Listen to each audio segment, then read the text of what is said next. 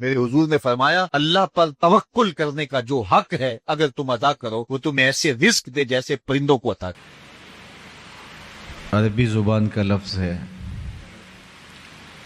اور اس کے مفہوم کو ہم بہت اچھی طرح جانتے ہیں۔ کسی کے لیے قلب میں رجحان پیدا ہو جانا، کسی کی چاہت کا پیدا ہو جانا، پھر اس کو ملنے کے لیے بے چین ہو جانا، اس کی رضا میں اپنی خواہش کو گم کر دینا، اس کی خوشنودی حاصل کرنا مقصود حیات بنا لینا، محبت کہلاتا ہے۔ ہمارے سینے میں رکھا ہوا دل محبت سے خالی نہیں ہے۔ جب دل ہے تو پھر کوئی دل بر بھی ہوگا۔ غالب نے کہا تھا، غم اگرچہ جاں گسل ہے پہ کیا بچیں کہ دل ہے، غم عشق اگر نہ ہوتا غم روزگار ہوتا۔ جب دل ہے تو پھر کسی کی الفت کا بسیرا بھی ہوگا، کسی کی آرزو، تمنا، خواہش، ہجر کی گھاتیں، وصل کی آرزوئیں، تڑپنا، پیچ و تاب، التہاب، اضطراب، رت جگے، کسی کے ملنے کی شدید آرزو، یہ سب کچھ دل میں موجود ہوگا۔ اب یہ میرا اور آپ کا انتخاب ہے کہ ہم اپنے دل میں کس کو بساتے ہیں اور کس سے محبت کرتے ہیں۔ یہ تو ہو نہیں سکتا کہ دل محبت سے خالی رہے۔ جس طرح انسان کا ذہن کسی سوچ سے، کسی خیال سے خالی نہیں رہ سکتا، میں اور آپ اگر یہ طے کریں کہ ہم نے کچھ نہیں سوچنا تو ہم یہ سوچ رہے ہوتے ہیں کہ ہم نے کچھ نہیں سوچنا۔ اسی طرح اس گلاس میں اگر پانی نہیں بھریں گے تو اس میں ہوا بھر جائے گی۔ دل کے اندر اگر آپ اللہ اور اس کے رسول کی محبت کو جگہ نہیں دیں گے تو اس کے اندر دنیا کی محبت پیدا ہوگی۔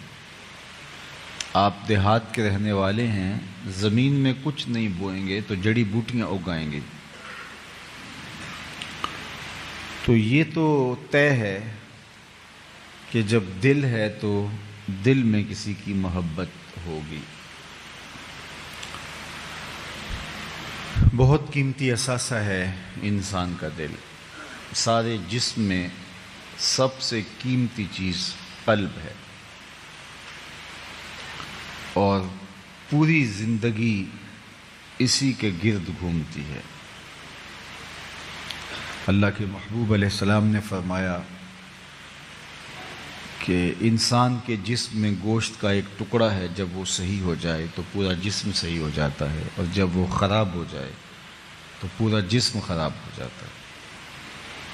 پھر فرمایا الا وہی القلب، سن لو، گوشت کے اس ٹکڑے کو دل کہتے ہیں۔ اب اس دل میں غیر اللہ کی محبت ڈال کر کے اس کو خراب بھی کیا جا سکتا ہے، شیطان کا ڈیرا دل کے اوپر جمع کر کے اس کو خراب بھی کیا جا سکتا ہے، اور نور حب الہی سے، عشق رسالت مآب صلی اللہ علیہ وآلہ وسلم سے اس کو آباد بھی کیا جا سکتا ہے۔ دیکھیے، محبت آپ جس سے کر رہے ہیں اس کی محبت کے اثرات اس کے مطابق آئیں گے۔ محبتیں برباد بھی کرتی ہیں اور محبتیں آباد بھی کرتی ہیں۔ ایک محبت کے بارے میں غالب نے کہا تھا، عشق نے غالب نکما کر دیا، ورنہ ہم بھی آدمی تھے کام کے۔ اچھے بڑے انسان کے پلے محبت کو چھوڑتی نہیں ہے، کیس کو مجنوں بنا کے رکھ دیتی ہے، حواس باختہ کر دیتی ہے۔ پھرتے ہیں میر خوار کوئی پوچھتا نہیں، اس عاشقی میں عزت سادات بھی گئی۔ ایک وہ محبت ہے کہ بندہ اس محبت کا اظہار کرنے سے ڈرتا ہے اور وہ رسوائے زمانہ بنا دیتی ہے، اچھے بھلے بندے کو نکما کر دیتی ہے، عزت سادات بھی ختم ہو جاتی ہے۔ لیکن آج ہم جس محبت کو عنوان بنائے اس کانفرنس کا انعقاد کیے ہوئے ہیں، وہ ذرہ نواز محبت ہے، وہ بندہ نواز محبت ہے، وہ پستیوں سے اٹھا کے اوج ثریا کی بلندیوں تک پہنچا دیتی ہے۔ یہ وہ محبت نہیں ہے جو غالب جیسے پڑھے لکھے شخص کو بھی نکما کر دے، میر تقی میر جیسے عالی مرتبت شخص بھی کہنے پہ مجبور ہو کہ اس نے پلے کچھ نہیں چھوڑا، عزت سادات بھی لے اڑی۔ لیکن یہ حبشی کی عزت اتنی بڑھاتی ہے جس محبت کی میں کہانی چھیڑنے لگا ہوں، کہ میرے حضور معراج سے واپس پلٹتے ہیں اور بلال حبشی سے کہتے ہیں کہ تو کون سا نیک عمل کرتا ہے، میں نے جنت میں تیرے قدموں کی آہٹ سنی۔ تو اس محبت نے سرفراز کر دیا، اس محبت نے سر بلند کر دیا۔ آپ جتنے لوگ بیٹھے ہیں، میں اگر آپ سے پوچھوں کہ جس زمانے میں میرے حضور علیہ السلام تشریف لائے تھے، اس زمانے کے خاقان کا نام کیا تھا، تو شاید آپ نہ بتا سکیں، جبکہ وہ اس دور کا بہت بڑا آدمی تھا۔ چلے میں یہ پوچھتا ہوں، اس دور کے کیسر کا نام کیا تھا؟ رومن امپائر اس دور کی سپر طاقت تھی، اس کے حکمران کا نام اگر میں آپ سے پوچھوں تو شاید آپ نہ بتا سکیں۔ دوسری سپر طاقت تھی اس زمانے کی پرشین امپائر، کسرا ایران کا نام پوچھوں اگر میں تو شاید وہ بھی چند لوگ بتا سکیں۔ بھری بزم کے اندر کوئی خاقان کا نام نہیں جانتا، کوئی کیسر کا نام نہیں جانتا، کوئی کسرا کا نام نہیں جانتا، اور میں اس مجلس میں موجود سب سے کم عمر بچے سے پوچھوں کہ میرے حضور کے مؤذن کا نام کیا تھا، تو وہ سر اٹھا کر بلال حبشی کا نام لے گا یا نہیں لے گا؟ تو پھر یہ عشق ہے جس نے سرفراز کیا۔ اقبال یہ کس کے عشق کا فیض عام ہے، رومی فنا ہوا حبشی کو دوام ہے۔ سلطنت روم کا شہنشاہ آج اس کا نام بھی زمانہ بھول گیا، لیکن بلال کے نام کی مسجد دنیا کے جس کونے پہ جاؤ آپ کو ملے گی، اور جب بھی اذان پکاری جاتی ہے تو یاد بلال تازہ ہو جاتی ہے۔ تو یہ ہے بندہ نواز عشق، یہ ہے سرخرو عشق، یہ ہے کامیاب عشق، یہ ہے ذرہ نواز عشق، یہ پستیوں سے اٹھا کے اوج ثریا تک پہنچا دینے والا عشق ہے۔ یہ سر بلند کرتا ہے، یہ عزت افزائی کرتا ہے۔ اللہ اکبر۔ دنیا کی محبتیں، دنیا کی الفتیں انسانوں کو توڑتی ہیں۔ ایک کے دو چاہنے والے آپس میں رقیب ہوتے ہیں کہ یہ تو میرا محبوب تھا، تم نے کیوں دیکھا، لڑائی کی نوبت آ گئی۔ لیکن جس محبت کا عنوان آج ہم لیے بیٹھے ہیں، وہاں ایک کے چاہنے والے دو رقیب نہیں ہوتے، ایک کے کروڑوں چاہنے والے، اربوں چاہنے والے آپس میں حبیب ہوتے ہیں۔ دل بمحبوب حجازی بستائم، زی جہت با یک دیگر پیوستائم، چوں گلے صد برگ مارا بو یکیست، او کے جانے ای نظاموں او یکیست، مست چشم ساکیے بتہاستیم، در جہاں مثل میں او می ناستیم۔ تو یہ محبت ہمیں جوڑتی ہے، ایک مرکز پہ جمع کرتی ہے، وحدت کی ضمانت بنتی ہے۔ اس محبت نے بکھرے ہوئے لوگوں کو امت بنایا ہے۔ اسود از توحید احمر می شود، اسود و احمر ایک ہی صف میں کھڑے ہو گئے۔ تو یہ اس محبت کی کرشمہ سازی ہے۔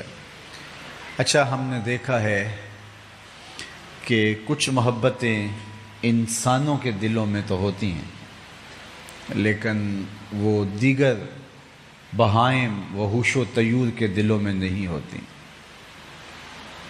لیکن ہم جن سے محبت کرتے ہیں ان سے صرف انسان ہی محبت نہیں کرتے، ان سے فرشتے بھی محبت کرتے ہیں. جس سے میں اور آپ محبت کا دم بھرتے ہیں ان سے جانور بھی محبت کرتے ہیں. حتیٰ کہ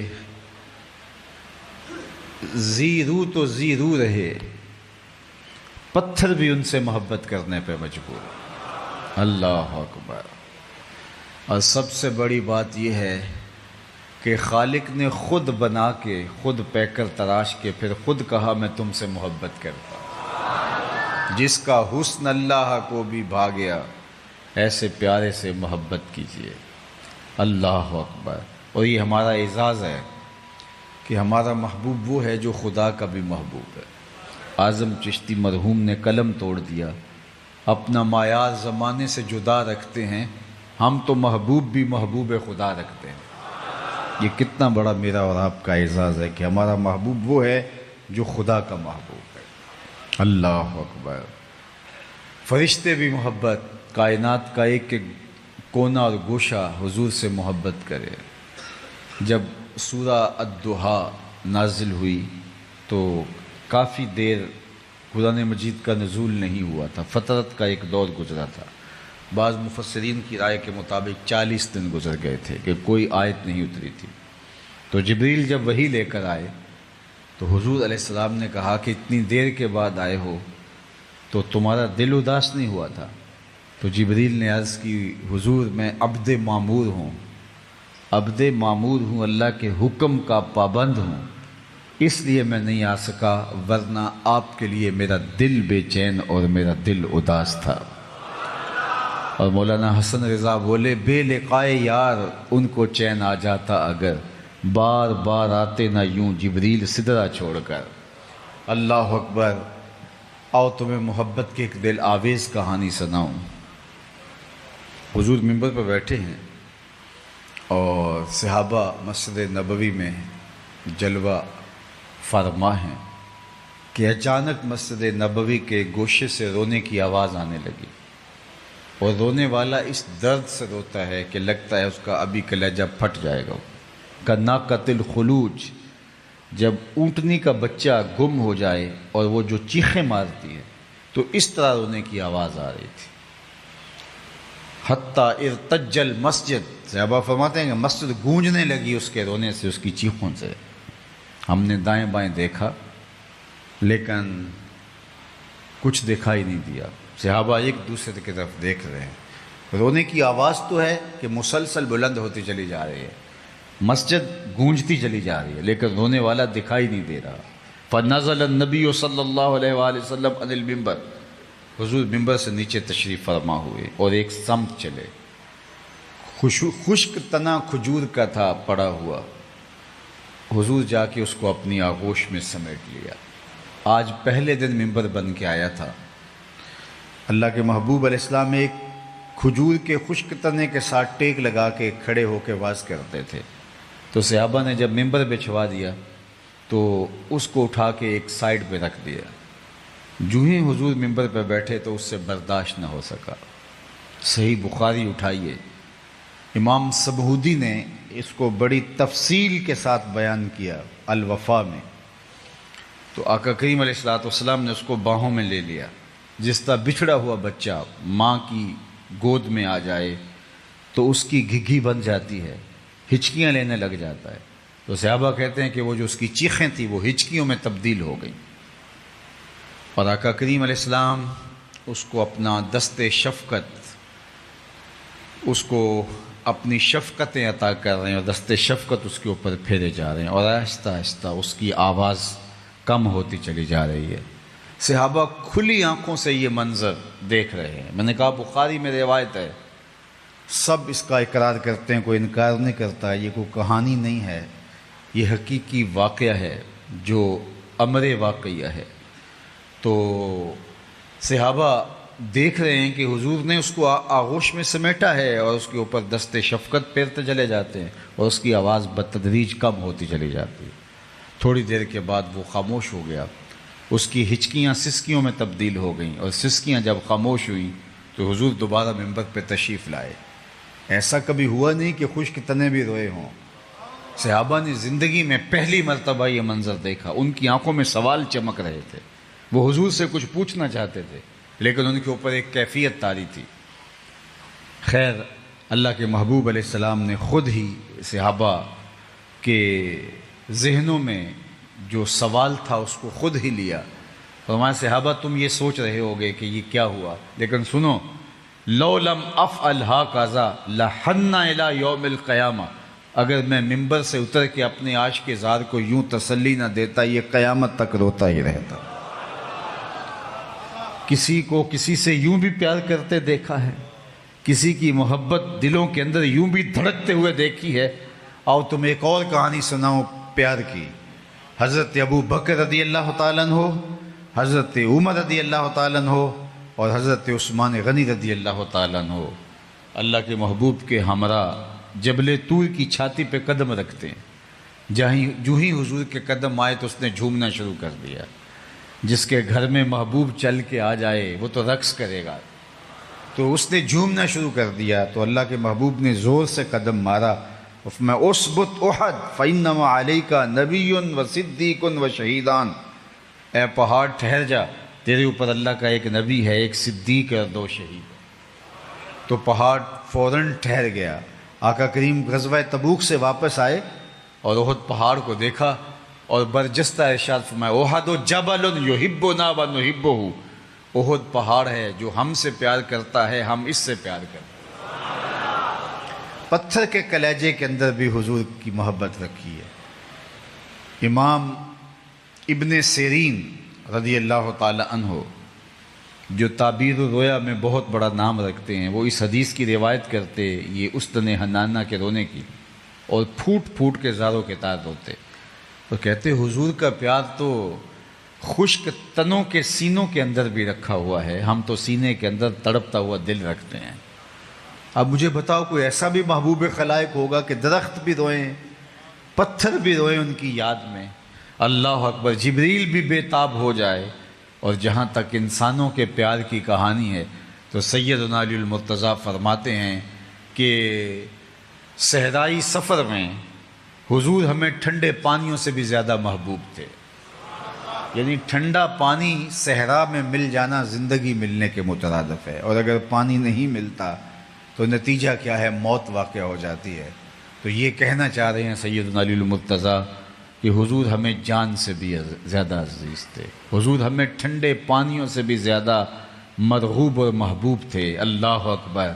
اور فرمایا اتنی دیر تک تم میں سے کوئی شخص کامل مومن نہیں ہو سکتا جب تک حضور علیہ الصلوۃ والسلام سے جو ہے وہ محبت نہ کرے۔ لا یؤمن احدکم حتی اکون احب الیہ من والدہ و ولدہ والناس اجمعین، میرے اور آپ کے آقا مولا مرشد دل و قلب و نگاہ نے ارشاد فرمایا کہ اتنی دیر تک کوئی کامل مومن نہیں ہو سکتا جب تک مجھے ہر شے سے زیادہ، اپنے ماں باپ سے، اپنی اولاد سے زیادہ مجھے محبوب نہ جان لے۔ اور جنہوں نے پھر حضور سے پیار کیا، حضور سے محبت کی، زمانہ جانتا ہے کہ ان کی محبت کے رنگ کتنے انوکھے اور کتنے البیلے تھے۔ جناب سیدنا صدیق اکبر رضی اللہ تعالیٰ عنہ کی محبت دیکھیے، جان بھی قربان حضور کی راہوں میں، اللہ اکبر، اپنا مال بھی حضور کی راہوں میں قربان، اپنی اولاد بھی حضور کی راہوں میں قربان، اللہ اکبر، یہ محبت کا رنگ ہے، اللہ اکبر۔ حضرت سیدنا صدیق اکبر کی محبت کا ایک اسلوب دیکھیے کہ جب بھی وہ حضور سے مخاطبت کرتے، اور یہ تمام صحابہ کا طریق تھا کہ وہ مخاطبت کا انداز یہ رکھتے، فدا کا امی و ابی یا رسول اللہ، حضور میری ماں اور میرے باپ آپ پہ قربان ہوں، اس سے بغیر بات نہیں کرتے تھے۔ جب غار ثور میں اترے اور مختلف سوراخ پائے تو ان کو بند کر دیا، اور ایک سوراخ بچ گیا، یا ایک روایت کے مطابق 2 سوراخ، تو ان میں اپنی ایڑی یا ایڑیاں رکھ لیں، اور پھر کہا جان عالم اندر تشریف لائیے۔ تو حضور تشریف لائے اور سیدنا صدیق اکبر رضی اللہ تعالیٰ عنہ کی گود میں حضور نے سر رکھا اور استراحت فرمانے لگے۔ صدیق اکبر کی گود میں حضور کا سر تھا، لگتا ہے رحل میں قرآن رکھا ہوا ہے۔ ادھر سے سانپ نے جب سارے راستے مسدود پائے اور ایک جگہ انسانی گوشت دیکھا تو اس نے ڈنگ لگایا۔ اچانک تو چونٹی بھی کاٹ جائے تو انسان کپ کپا کے رہ جاتا ہے، اور وہ ایک زہریلا سانپ تھا، اس نے آپ کی ایڑی پہ ڈنگ مارا۔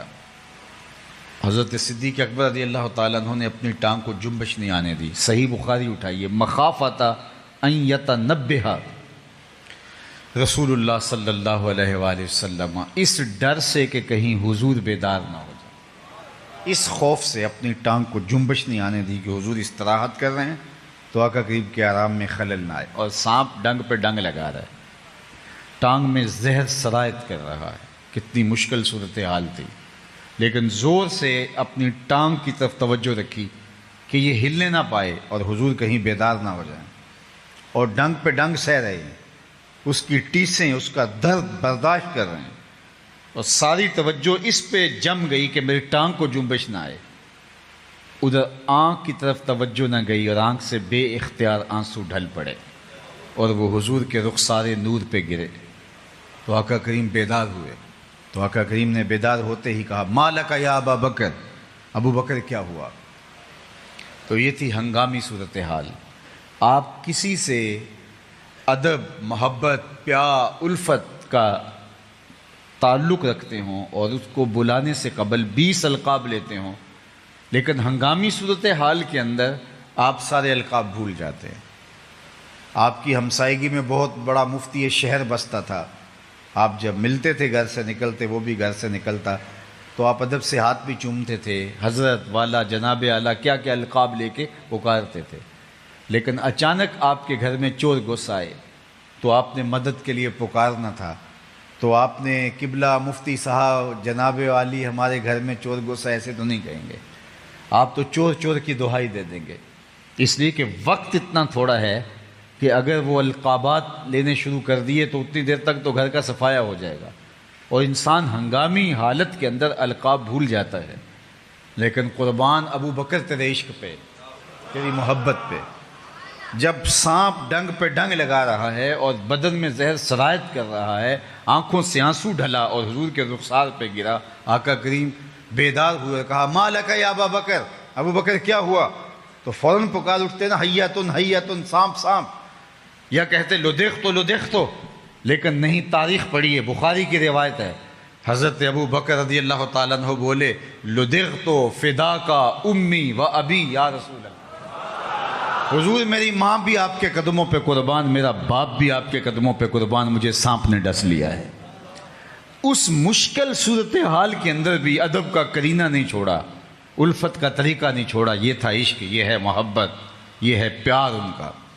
سیدنا عمر رضی اللہ تعالیٰ عنہ دیکھیے، اللہ اکبر، ایک یہودی اور ایک منافق کے مابین جب کسی معاملے میں تنازع ہو جاتا ہے اور وہ حضور کے پاس آتے ہیں، آقا کریم دونوں کی بات سنتے ہیں، فیصلہ تو میرٹ پہ ہی ہونا تھا، حضور نے یہودی کے حق میں فیصلہ کر دیا، اللہ اکبر۔ تو وہ جو نام نہاد منافق تھا، نام نہاد مسلمان تھا، اس کو یہ گوارا نہ ہوا، اس نے کہا کہ میں مسلمان ہوں، کلمہ پڑھتا ہوں، فیصلہ تو میرے حق میں ہونا چاہیے تھا۔ تو اس نے باہر نکل کے کہا، یہ فیصلہ ہمیں حضرت عمر کے پاس لے جائیں گے، چونکہ حضرت عمر کفار کے بارے بہت سخت تھے، اسے لگا کہ جب وہ یہ سنیں گے کہ یہ کافر ہے اور میں مسلمان ہوں تو بس کام بن جائے گا۔ تو حضرت عمر کے پاس پہنچے، ساری کہانی سنائی، تو حضرت عمر نے اس یہودی سے کہا، اب تم بات کرو۔ اس نے کہا، میری 2 لفظی بات ہے، اس مقدمے کا فیصلہ آپ کے آقا و مولا میرے حق میں کر چکے ہیں۔ حضرت عمر نے اس سے پوچھا، کیا واقعی ایسا ہے؟ اس نے کہا جی۔ کہا ٹھہرو، پھر اندر گئے اور واپس آئے تو ہاتھ میں تلوار تھی، اور اس منافق کی گردن کاٹتے ہوئے حضرت عمر نے کہا، ہا قاضا عقدی لمن لم یرد بقضاء اللہ و رسولہ، جو اللہ اس کے رسول کے فیصلے کو نہیں مانتا، عمر اس کا فیصلہ ایسے ہی کرتا ہے۔ شور مچ گیا کہ عمر نے ایک کلمہ گو کو قتل کر دیا۔ باقاعدہ احتجاجی جلوس لے کر اس کے رشتہ دار حضور کے پاس گئے، کہ عمر نے ایک کلمہ گو کو قتل کر دیا ہے، تو حضور نے فرمایا بلاؤ عمر کو۔ عمر فاروق کو بلایا گیا قبل اس سے کہ حضرت عمر آتے اور بتاتے کہانی کیا ہوئی، صورتحال کیا ہوئی، قتل کیوں کیا۔ حضرت عمر کے پہنچنے سے پہلے جبریل پہلے پہنچ گئے اور یہ آیت کریمہ نازل ہوئی، فلا وربک لا یؤمنون حتی یحکموک فیما شجر بینہم۔ محبوب مجھے تیرے رب کی قسم، مجھے تیرے رب ہونے کی قسم۔ اللہ اکبر، ذرا دیکھیے انداز، یہ نہیں کہا مجھے میری قسم، یہ بھی نہیں کہا مجھے کعبے کے رب کی قسم، کہا محبوب مجھے تیرے رب کی قسم۔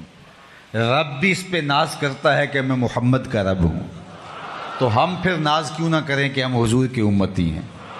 فخر کا دل میں دریچہ باز کرنا چاہیے، جن کا تو آقا ہے ان کو ناز کرنا چاہیے۔ ہمارے لیے فخر ہے کہ ہم حضور کے غلام، میری خوش قسمتی میں تیرا امتی، یہ میرا اعزاز، یہ آپ کا اعزاز کہ ہم حضور کے غلام ٹھہرے۔ اس پر جتنا بھی اترائیں، فخر کریں، ناز کریں کم ہے، اس لیے کہ نبیوں نے آرزویں کی حضور کی امت میں ہونے کی، ہم نے تو کوئی آرزو نہیں کی۔ آنکھ کھلی تو ہمارے والد صاحب مسجد سے مولانا کو بلا لائے، انہوں نے کان میں آ کے اذان دیتے ہوئے گویا مبارک دی، مبارک ہو تو حضور کا غلام بن کے آ رہا۔ شاہوں سے ملا ہے نہ تونگر سے ملا ہے، اللہ کا عرفان اسی در سے ملا ہے، اوروں کو ملا ہے تو مقدر سے ملا ہے، مجھ کو تو مقدر بھی تیرے در سے ملا۔ اللہ اکبر، مجھ کو تو مقدر بھی آپ کی دہلیز سے ملا ہے، میری خوش قسمتی میں تیرا امتی۔ کبھی میں اور آپ اپنے آپ کو دیکھیں، ہم اس قابل تھے کہ اس آقا کے امتی ہوتے؟ نبیوں نے آرزویں اور تمنائیں کی، ہم نے کوئی تمنا بھی نہیں کی، آنکھ کھلی تو حضور کے غلام ٹھہرے۔ اللہ اکبر، کیا کسی نے کہا کہ اللہ اکبر کہ میں اس بات پہ ناز کرتا ہوں، بری نازم کہ ہستم امتے تو۔ ذرا شعر کا حسن دیکھیے، میں ترجمہ نہ بھی کروں گا تو پھر بھی یہ شعر آپ تک پہنچ گیا، چونکہ یہ بہت آسان فارسی ہے۔ بری نازم کہ ہستم امتے تو، میں اس بات پہ ناز کرتا ہوں کہ حضور میں آپ کا امتی ہوں۔ بری نازم کہ ہستم امتے تو، گناہ گارم و لیکن خوش نصیبم، گناہ گارم و لیکن خوش نصیب، میری خوش قسمتی میں تیرا امت، یہ میرے اور آپ کے وقت۔ تو رب کہتا ہے فلا و رب کا، محبوب مجھے تیرے رب کی قسم۔ یہ تو کہتے ہیں کہ مومن کو قتل کر دیا، لا یؤمنون حتی یحکموک فیما شجر بینہم۔ اللہ اکبر، جو تیرے فیصلوں کو تیرے فیصلوں کو مانتا نہیں ہے، تو محبوب مجھے تیرے رب کی قسم وہ مومن ہی نہیں ہو سکتا۔ اللہ اکبر، یہ عشق ہے، یہ محبت کی داستان ہے۔ آئیے حضرت عثمان غنی کی کہانی سنیے رضی اللہ تعالی عنہ کی۔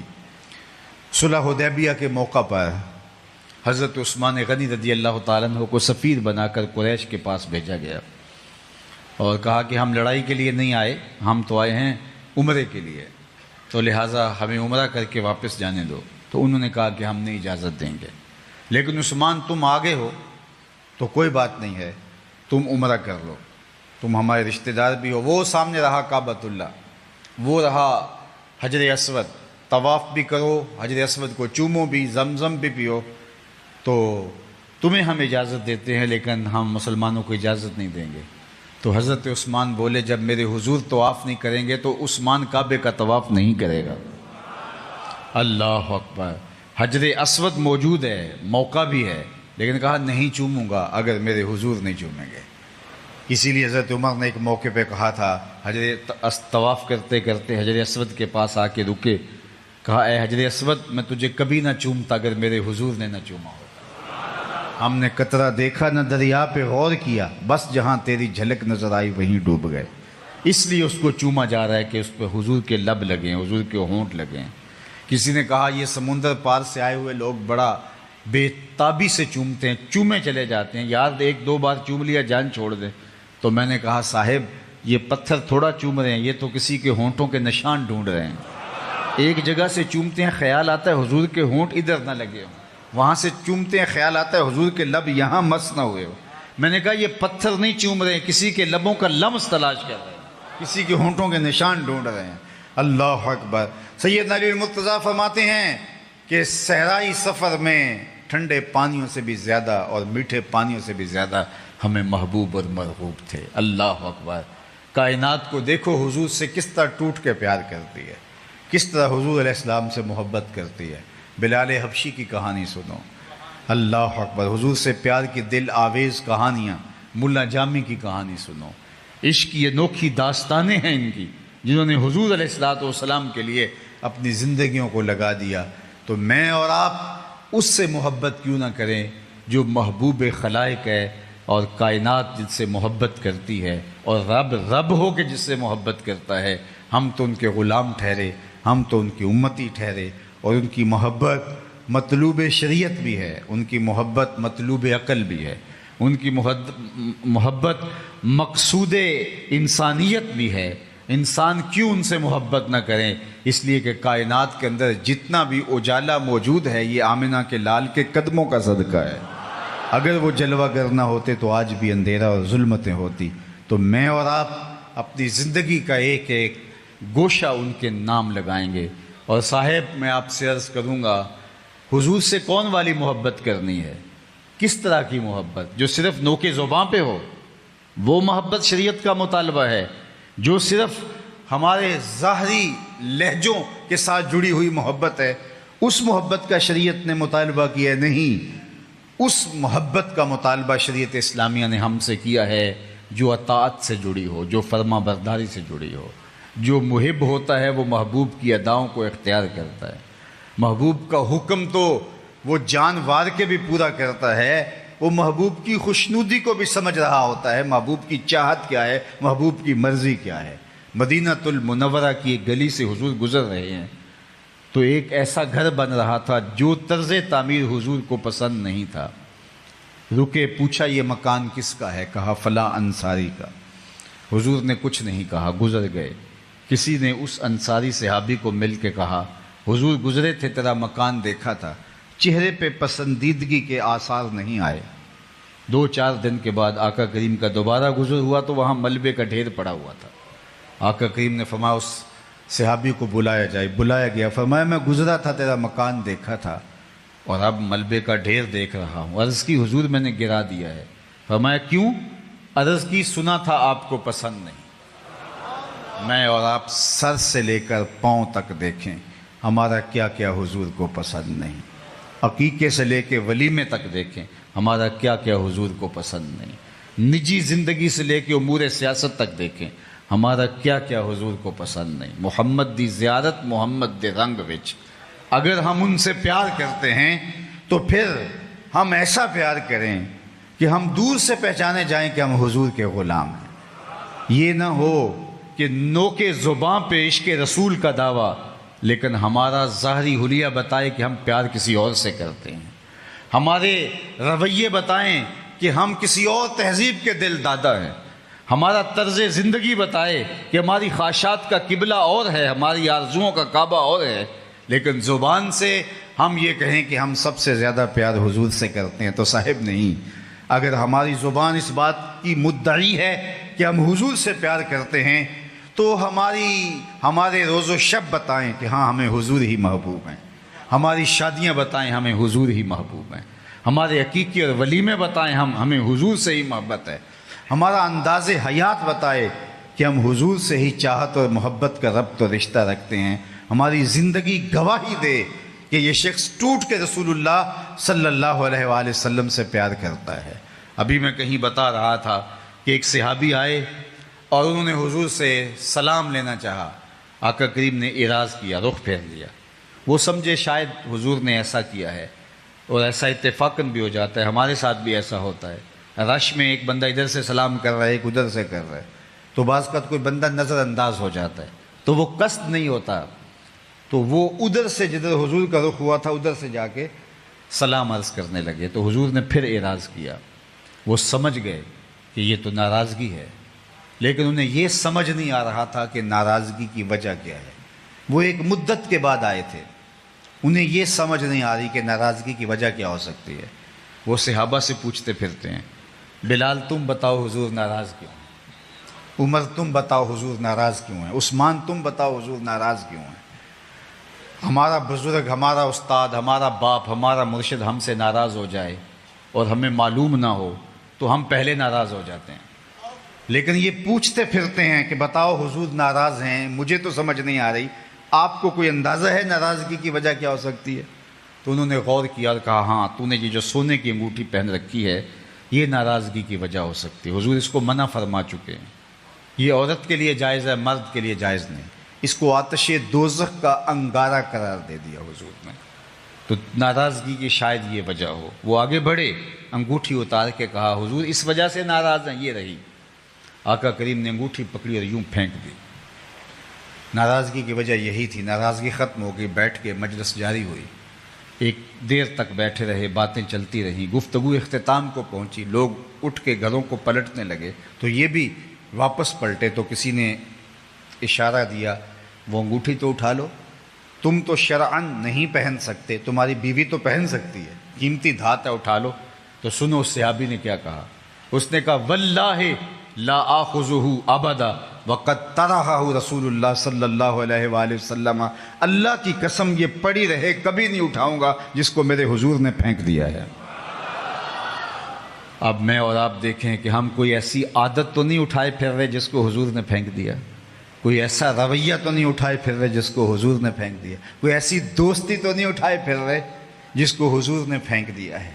ہم تو اتنے ظالم لوگ ہیں کہ حضور کی ناپسندیدہ چیزوں کو سینے سے لگائے عشق رسول کا دعویٰ کر رہے ہوتے ہیں۔ کیسی کیسی دوستیاں ہیں حضور کا نام لینے والوں کی۔ پاکستان میں ایک اندازے کے مطابق 10,000 لوگ ایک سال میں صرف بیرون ملک جانے کے لیے اپنے آپ کو مرزائی لکھتے ہیں، صرف بیرون ملک جانے کے ایک سال میں 10,000 لوگ اپنے آپ کو مرزائی لکھ رہے ہیں۔ اور مجھے بتائیے کیسا دعویٰ عشق ہے، کیسے ممکن ہے، کیسے حوصلہ اور جگرا ہوتا ہے کہ کوئی بندہ اپنے آپ کو گستاخان رسول کی فہرست میں شامل کر دے۔ جب میں کہتا ہوں الہی میرے احوال دیکھ، حکم ہوتا ہے اپنا نامہ اعمال دیکھ، ہم اپنے رویے دیکھیں، اپنی عادات دیکھیں، اپنی خصلتیں دیکھیں، اپنے مزاج دیکھیں، اپنا اٹھنا بیٹھنا دیکھیں، اپنے کاروبار کے تیور اور انداز دیکھیں، اپنی نشست و برخاست دیکھیں، اپنی وضاقتہ دیکھیں، اپنا لباس دیکھیں، طرز زندگی دیکھیں، اور زبان سے دعویٰ ہے کہ ہمارے جیسا عاشق رسول زمانے میں کوئی نہیں ہے۔ تو میاں یہاں دعویٰ نہیں، یہاں دلیل چاہیے، اور دلیل عمل دے گا، رویہ دے گا، طرز زندگی دے گا، انداز معاشرت دے گا۔ میرے استاد فرمایا کرتے تھے کسی کو پوچھنا نہ پڑے اور تمہیں بتانے کی نوبت نہ آئے کہ دیکھو جناب یہ مذہب کے خانے میں اسلام لکھا ہے۔ آپ فرمایا کرتے تھے صاحب پوچھنا نہ پڑے، لوگ دور سے کہیں کہ یہ حضور کا غلام آ رہا ہے۔ یہ عقاب کے نوجوان کھڑے ہیں، پوچھنا تو نہیں پڑے گا کہ عقاب والے ہیں، ان کی وضاقتہ بتائے گی کہ یہ عقابی ہیں۔ اور میں اور آپ اگر حضور کے غلام ہیں، ہاں سر سے لے کر پاؤں تک ہماری وضاقتہ، ہماری عادات، رویہ، ہمسایوں کے ساتھ سلوک، ماں باپ کے ساتھ سلوک، پنج گانا اللہ کے حضور سجدہ ریزیوں کا انداز بتائے کہ ہم حضور کے غلام ہیں، نہ یہ کہ ہم زبان سے اقرار کر کے اپنا عشق ثابت کرنے کے لیے دوسروں کو کافر قرار دیتے رہیں، لیکن خود ہم جہاں کھڑے ہیں وہاں ایک انچ بھی سرکنے کے لیے تیار نہیں۔ آئیے میں اور آپ اپنی زندگی کو حضور کے نام لگائیں۔ اقبال کے سارے کلام کا رس نچوڑیں تو خلاصہ یہ نکلتا ہے کہ محمد سے وفا تو نے تو ہم تیرے ہیں، یہ جہاں چیز ہے کیا لوح و قلم تیرے ہیں۔ اللہ ہمیں حضور کی سچی محبت اور آقا کریم علیہ الصلوۃ والسلام کی الفتوں کا نور نصیب فرمائے اور اپنی پناہوں کا حصار دے۔ جس طرح میں نے ابتداءً کہا کہ المصطفیٰ اسلامک سینٹر کی تعمیر کا سلسلہ جاری ہے، اور اس کے لیے آپ سب لوگوں کو اس سینٹر کے ساتھ تعاون کا ہاتھ بڑھانا ہوگا۔ الحمدللہ یہ سلسلہ نور آپ کی نسلوں کی بہتری کی ضمانت